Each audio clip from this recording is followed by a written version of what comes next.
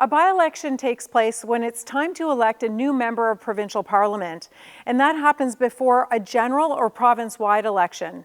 This happens for a number of reasons, most commonly when someone resigns and there's a vacant seat. So when an MPP resigns or essentially leaves office, there's no one representing that riding for that period of time. So when a by-election happens, people in that riding may not realize, but this is their chance to elect someone to make sure that there's representation for them in the House. There's an official process to make this happen. The Speaker informs the House that there's a vacant seat, and then the Chief Electoral Officer issues what's called a writ to fill the seat. Ever heard the saying, dropping the writ? Going all the way back to British Parliament, it's just jargon, similar to saying dropping a line. And it means an election is being called. But it's actually the Premier who decides when the date of the by-election is.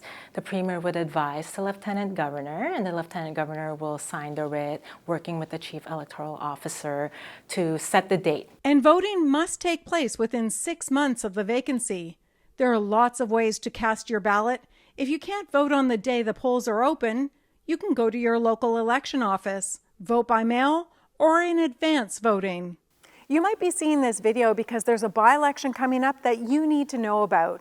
You can check out Elections Ontario to find all the information you need on where and how to vote. For the Legislative Assembly of Ontario, I'm Stephanie Matteis.